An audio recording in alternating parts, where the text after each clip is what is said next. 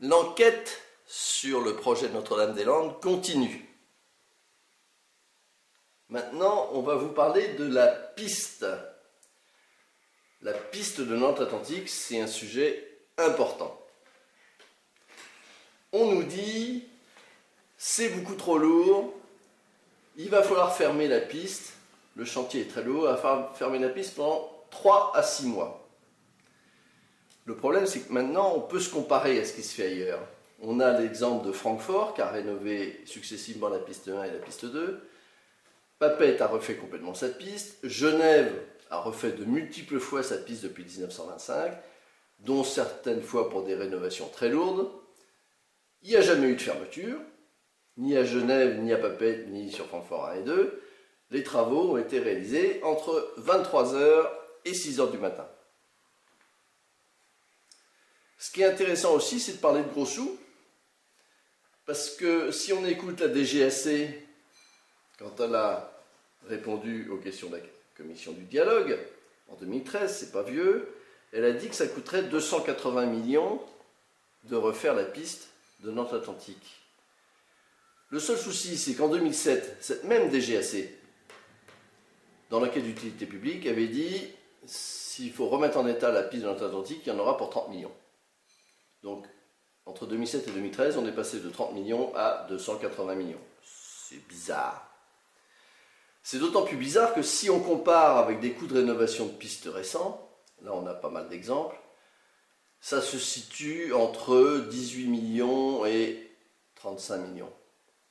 Et nous, Atelier Citoyen, en se basant sur un chef de chantier qui a très bien connu la piste de Nantes-Atlantique, pendant 30 ans il a fait les travaux régulièrement, et en intégrant toutes les mises en conformité, les dernières évolutions techniques, l'élargissement du taxiway sur toute la longueur, la prolongation de la piste de 60 mètres, etc., etc., les bretelles rapides, on arrive tout compris à 25 millions. Alors, c'était bizarre, la rénovation de la DGAC était très au-dessus des autres chiffres. Là, pour les constructions de pistes neuves, sur le chantier Notre-Dame-des-Landes, on est très en dessous des réalisations récentes. Puisqu'on est à 60 millions à peu près pour chacune des 2 pistes de Notre-Dame-des-Landes. Et quand on regarde certaines réalisations récentes, on s'aperçoit que Schiphol Amsterdam a coûté 350 millions d'euros.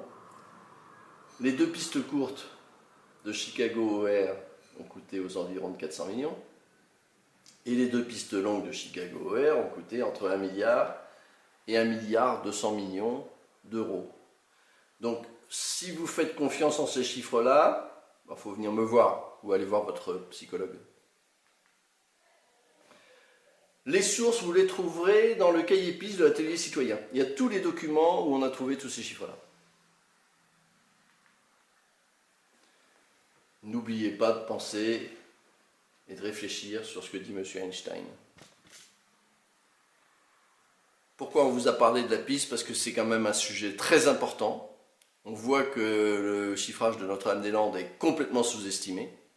Et on voit par contre que la DGAC, quand il s'agit de moderniser Nantes-Atlantique, ils utilisent des chiffres très farfelus.